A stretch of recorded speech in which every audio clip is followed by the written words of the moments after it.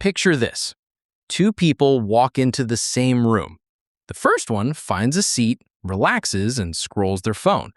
The second one, within seconds, has already sensed the tension between two people in the corner, noticed the forced smile on someone's face, and quietly chosen a seat with their back to the wall. From the outside, they both just walked into a room, but inside, two completely different worlds. Now, what if that second person isn't anxious or paranoid? What if they're actually brilliant? What if everything they went through built a kind of intelligence that most people will never develop, never access, and never truly understand? That's what we're talking about today. Traumatic intelligence, the rarest form of smart, and there's a very good chance you have it. Here's what school never told you. Intelligence isn't just solving equations or memorizing facts. Psychologist Howard Gardner spent decades proving that intelligence is layered and deeply personal.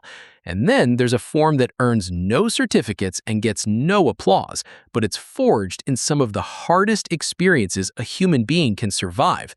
It's built in rooms where you had to read a parent's mood before they even spoke, in relationships where survival depended on understanding people fast, your nervous system, your emotional system, your entire mind forced to grow up quickly. And the result is a perception, an empathy, a depth that is genuinely extraordinary. So here are the signs, because you may have been carrying this your whole life without realizing how rare it actually makes you. You read people the way others read headlines. Before a word is exchanged, you already know something is off.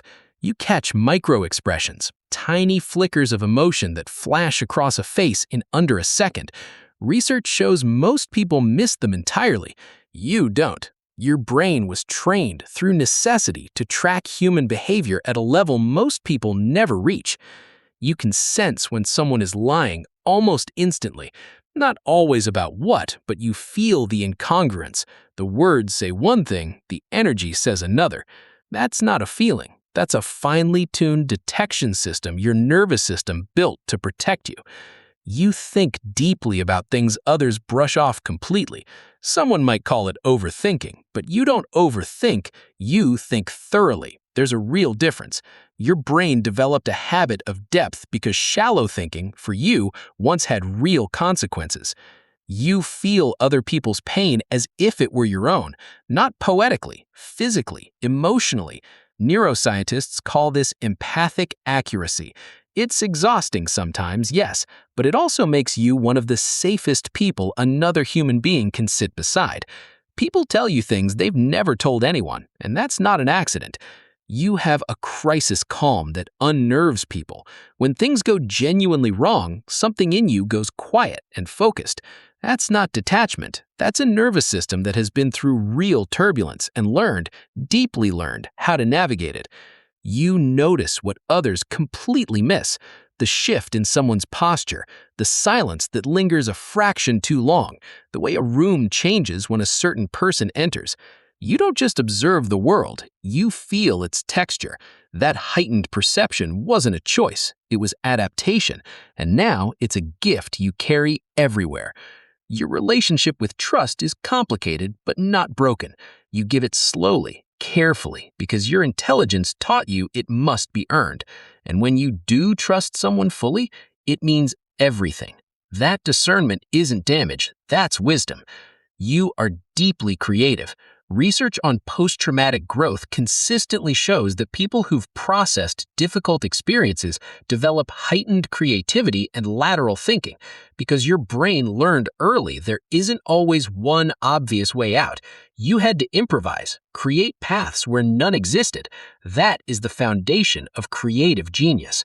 You instinctively understand why people do what they do, what drives behavior, what people want underneath what they say they want.